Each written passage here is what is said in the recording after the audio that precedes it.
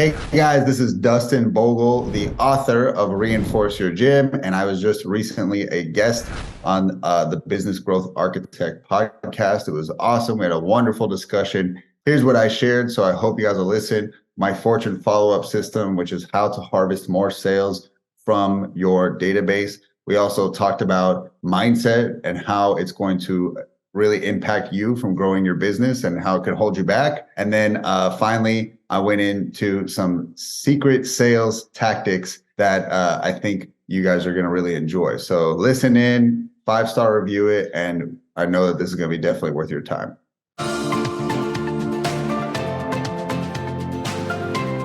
Welcome to the Business Growth Architect Show. I am Beate Chelette. I am the host. I want to welcome you to our globally top 10% ranked podcast, where you will hear from industry experts about the strategies that are working right now to unlock hidden opportunities in any market so that you can grow your authority and scale your impact. And now let's get started with the show.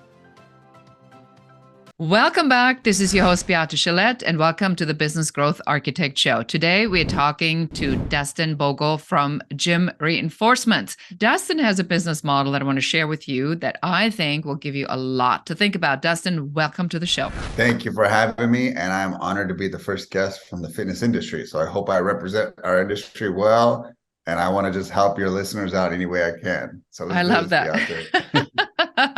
I love that. So my first question is, for somebody who doesn't know who you are, will you please tell our audience who you are, what you do, and what's so amazing about you? Yeah, thank you. Great question. So I come from the fitness industry, 20 years in now, and I'm a gym owner, multi-location gym owner, and I would say in the most competitive area in the world, and that is Southern California. There's gyms popping open all the time, left and right. A lot of the most popular fitness trends started in California.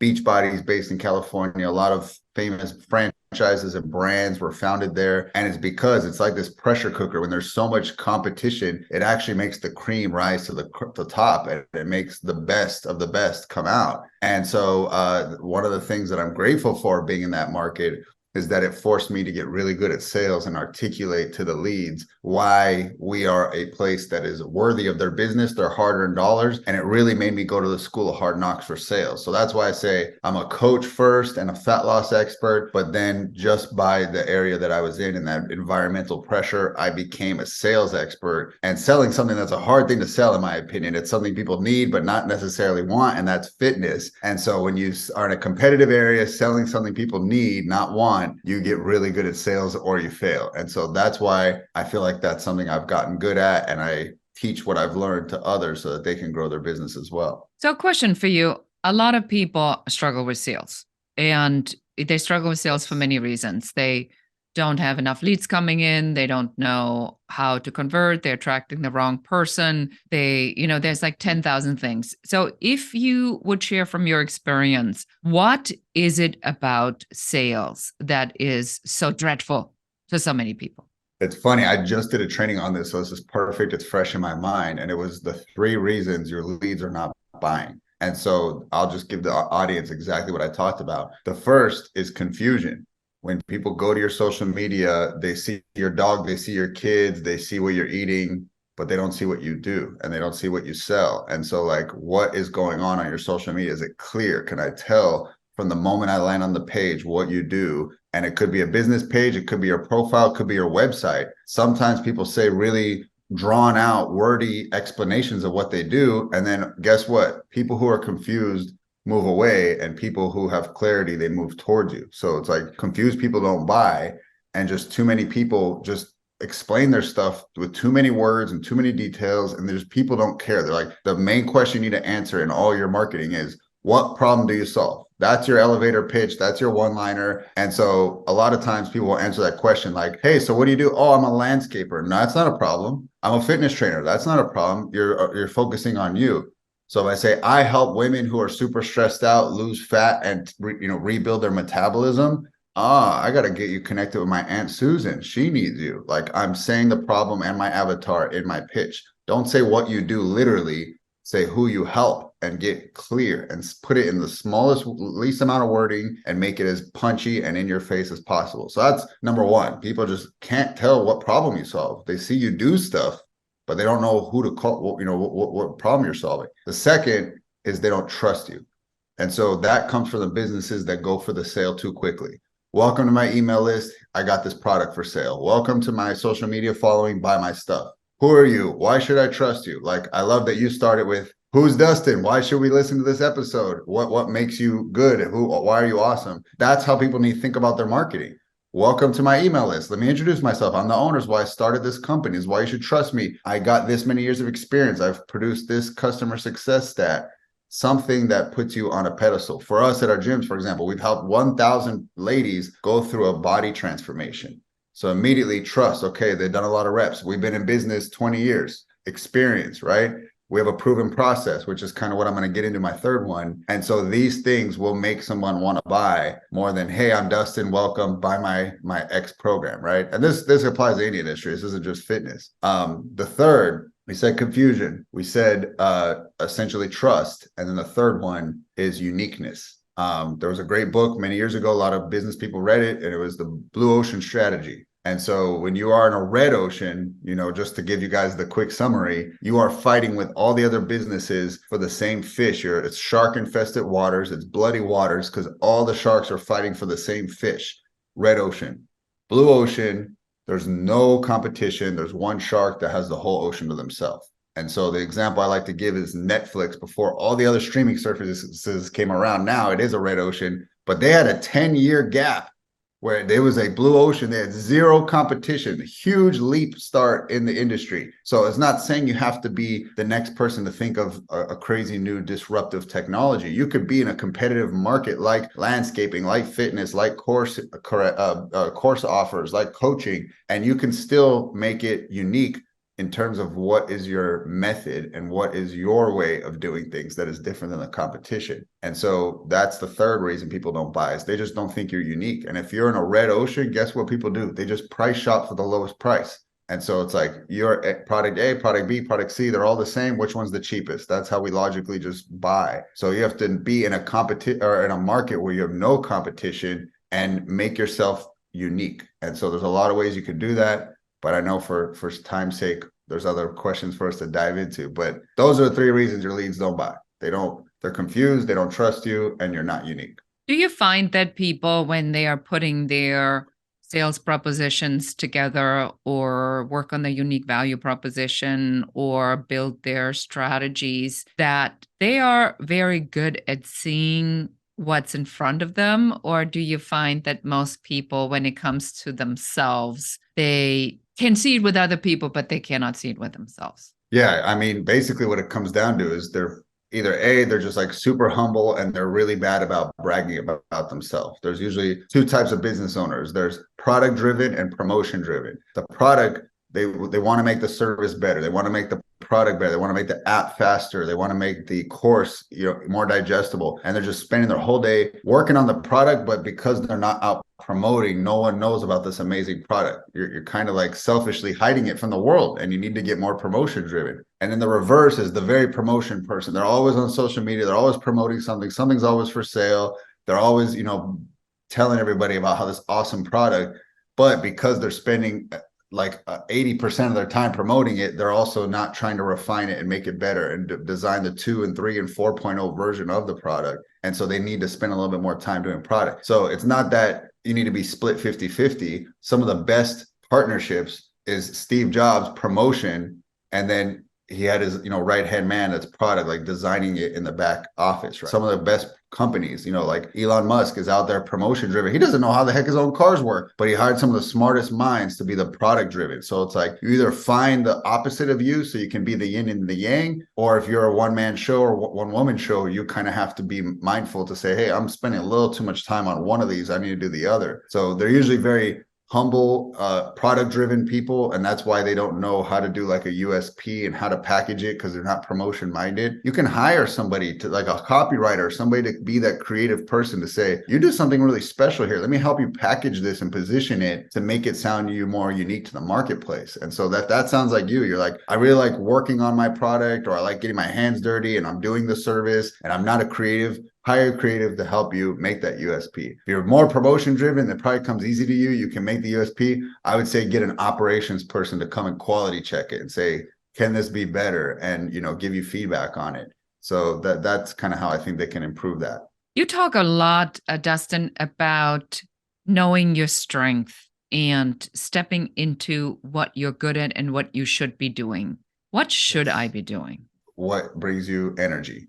And so one of the reasons all of us started a business is because we want freedom and we want to have a say in how our day is going to go and the things we're going to do. We don't want someone putting their thumb on us, telling us what to do. Well, that's great. Embrace that. Like, you're a business owner. There's definitely struggles. There's definitely risks and a lot of stress that goes with it. But the positive is that you do get to control what you get to work on and you do get to have that freedom. And so there's like tasks that need to be done, and every task that needs to be done is going to fall into one or two columns. It's either it gives you energy or it drains you energy.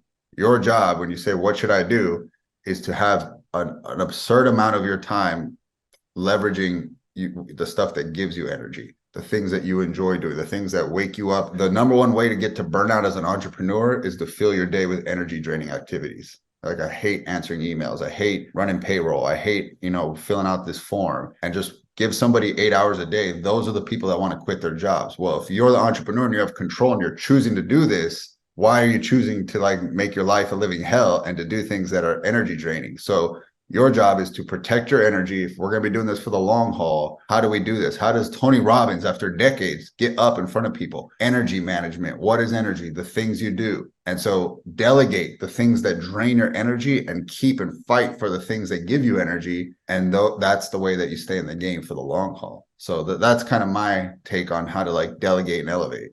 I like what you said a lot, is that I think there's two schools of thoughts here. So number one, as a business owner, you kind of do have to know about the stuff that you don't like, because a lot of times when we don't like dealing with the numbers, it's because the numbers are not good. And so when I look at the numbers, it drains me, because if I see $1 million in my bank account, I'm probably going to be a lot more energized than I see $10 in my bank account. So there is a reality also to it, to say, what do I need to do as a business owner to get myself over the judgment of what this says, right? What is your experiences when you say, I'm launching something new, or I'm putting something new out, I'm changing my sales process? People think if they change something, they need immediate results. Is that realistic, especially in sales, or is there a process that we should talk about?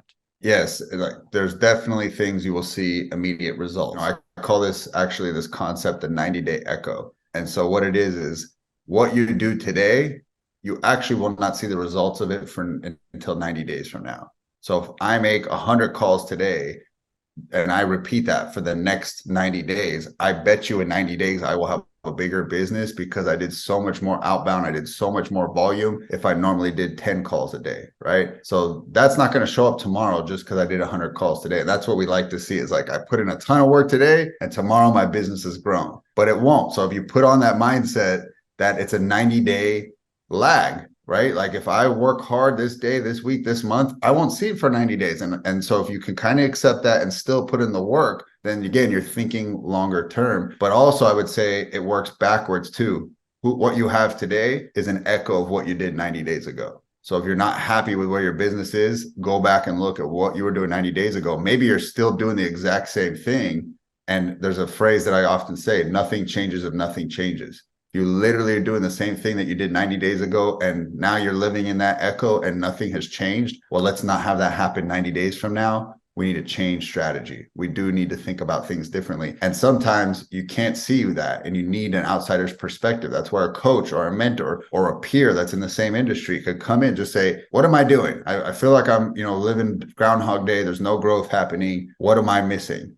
And you will be surprised how quickly an outside person will see it, because you're so stuck and you can justify things like, well, that's not happening because of this, and this person's not producing because they're going through that. And you start making all these excuses of why things are in your business, where an outside person comes in and boom, spots it. So that's why we all need to have coaches and mentors, so they can spot that. But we also need to be long-term thinking in these 90-day echoes and constantly evaluate ourselves on a quarterly basis. Like, has growth happened? Is what we're doing working? What needs to change the strategy? And then let's try that as we go forward. There's a lot of truth in this, that I like the thought of the 90-day expectation, because people take a really long time until the pain level is high before they start making the change. And then when the pain level is so high that they make the change, the result of that change needs to happen immediately. But a ship turns only gradually, a degree at a time. So to say, if you are making changes today, you need to expect a 90-day turnaround if you consistently do it. Like, you can't do it today and then not do it tomorrow. These things really have to. So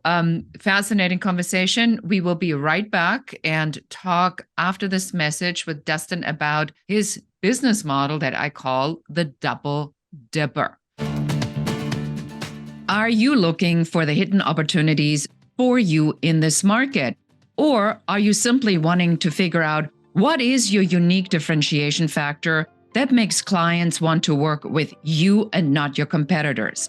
If this resonates, I want to invite you to go to uncoverysession.com and schedule your 15-minute complimentary uncovery session with one of our business growth advisors that will take you through what your number one business growth blocker is, what you can do to remove it, and what your very best next step should be. And now let's get back to the show.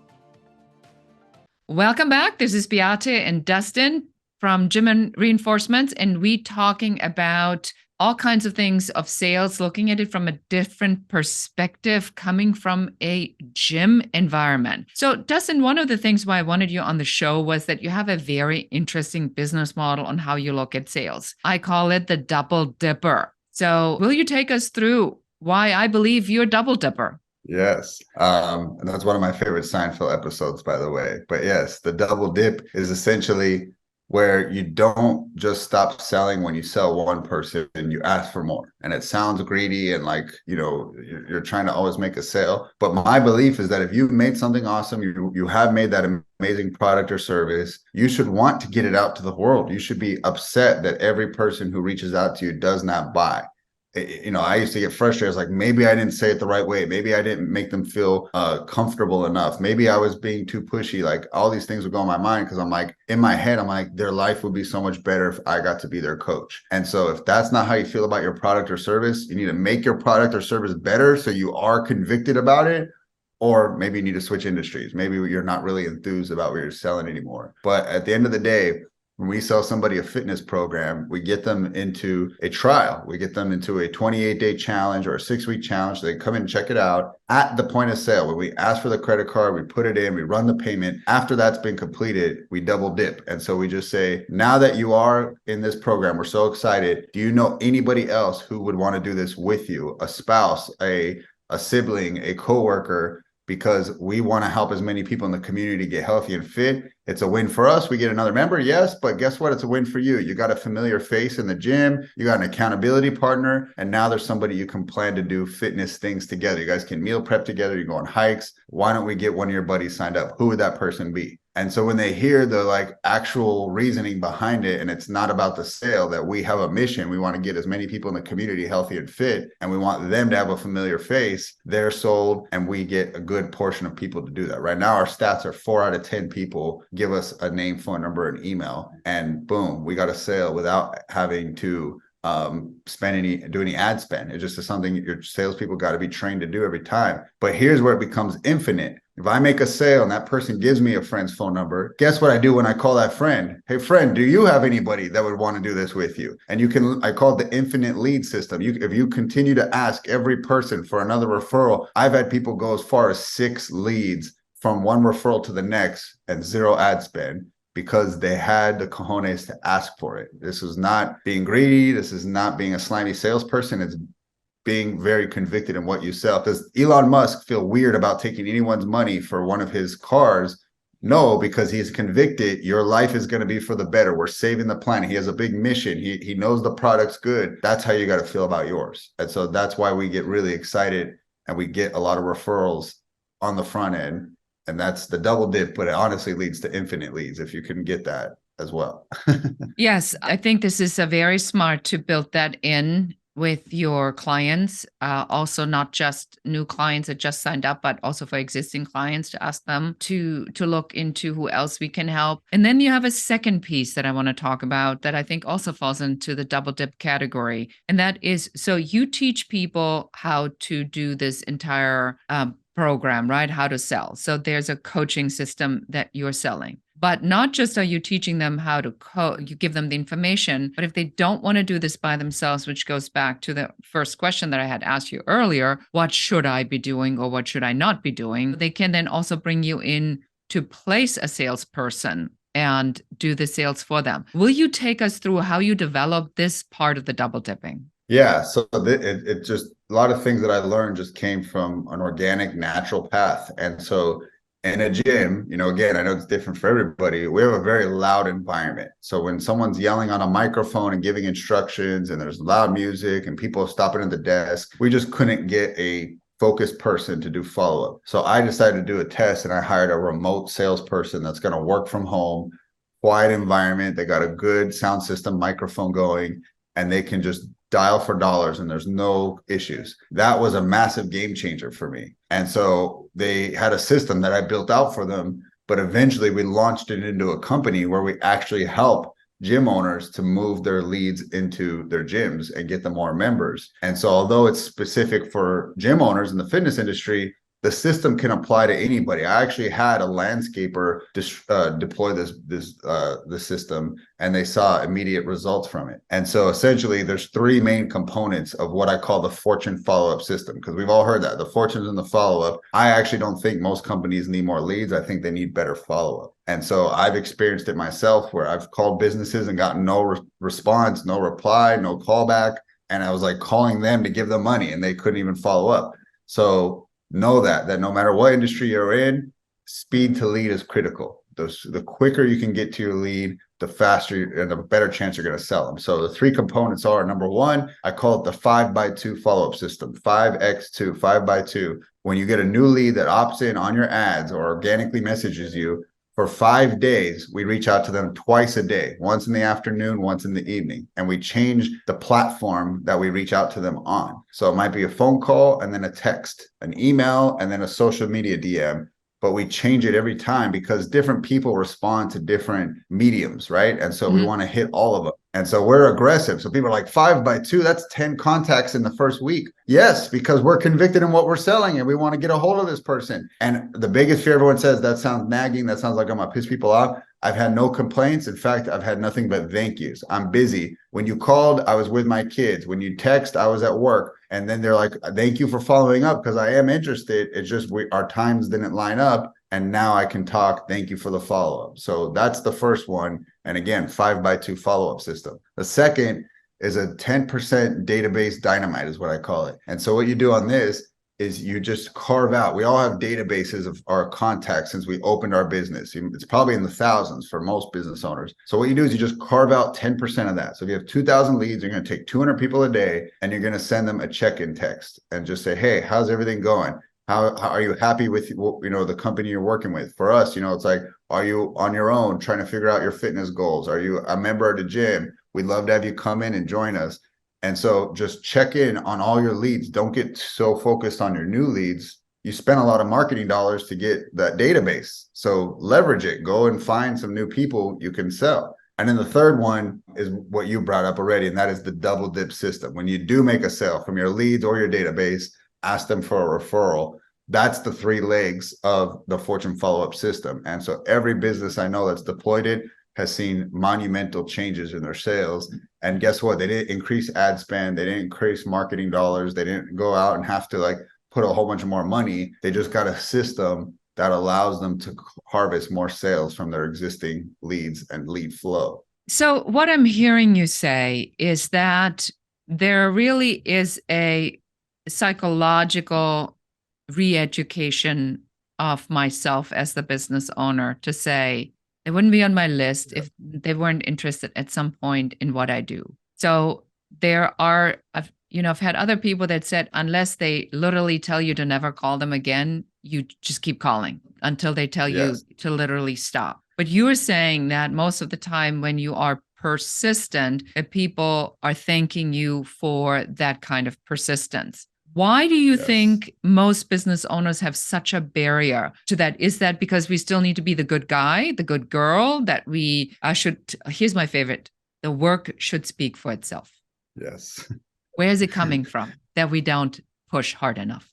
I will say this as a good mindset for everybody. 100% of your business problems are your personal problems. That your business, just like your marriage or anything else in your life, is a direct reflection of you. And so that's why it's so important we do personal development and self-development, because oftentimes a business has a huge breakthrough when the owner has a personal breakthrough. And so a lot of times these things that you're bringing up, these beliefs that hold us back, are a lack of the owner doing self-awareness work, self-development work, and mindset work. And so it's 100% you thinking, you projecting a belief onto your customers. So in sales, again, we call it selling with your own wallet. 3 common categories that people are shopping for: convenience. They want speed. They want Amazon. I want it at my doorstep. I want, DoorDash. I want things quickly, is convenience. Netflix. I want to press a button and the movie's on my TV screen. Cost.